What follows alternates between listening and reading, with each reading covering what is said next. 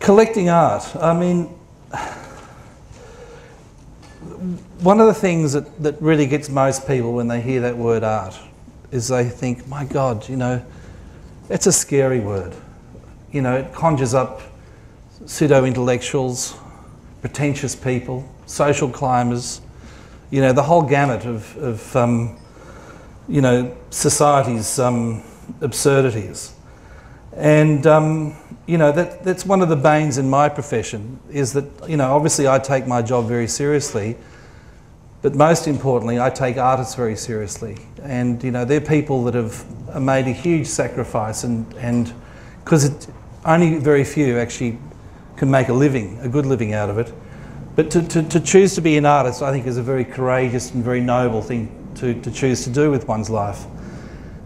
So it's up to people like me to somehow make sense of it all for them. So, you know, and I really love my job for that reason, is because these people are intelligent. They're not all intellectuals, but they're people with very good ideas and very amazing insights, and insights that can make all of our lives more interesting. So, here we go. The first thing I think we should talk about is really, what is art? Has anyone out there got a description of art they'd like to share before I begin? Great, well then you're in the right place. Let's just sort of skirt around a couple of ideas. I mean, Andy Warhol, of course, was never going to give us a direct answer. So he basically said, well, art is the name of a man, you know, short for Arthur. So thanks, Andy, that's really great. You know, thanks for shedding some light on that. Thomas Hoving, who was the ex-director of the Met in New York, you know, in the height of the recent art boom, you know, his description was, art is sexy, art is money sexy, art is money sexy, social climbing, fantastic. He sounds more like an art dealer to me. But you know, these are all things that are to do with, you know, the whole kind of aspect of marketing art and the whole sort of razzmatazz surrounding the whole aspect of enjoying art. But to me, from studying psychology and understanding the grassroots of what it is that is inside us that makes us appreciate art, and I think the best thing that Carl Jung ever said in regard to that was really, art is the thinking side of the brain getting in touch with the feeling side of the brain, which I think is a lovely way of sort of looking at it from a physiological point of view. And you know, we do have many hemispheres of thought, and we often discount our feelings, especially Australian men, you know, who are people who are frightened of their feelings. And I think, you know, art is a way by which we can get in touch with our feelings using our visual sensibility.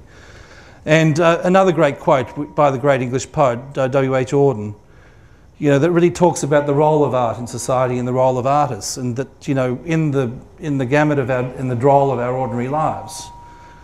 You know, it is in the prison of our days, you know, art is to teach the blind man how to praise. And, you know, that's a really beautiful thing in the way that we live in this world, and most of us don't know how to look at it. And you know, I think the world would be a better place, and we'd certainly understand more about how important it is to save the world if we respected its beauty more. And I think art is a great vehicle by which we can learn that. And you know, not just through landscape, still life, or nude.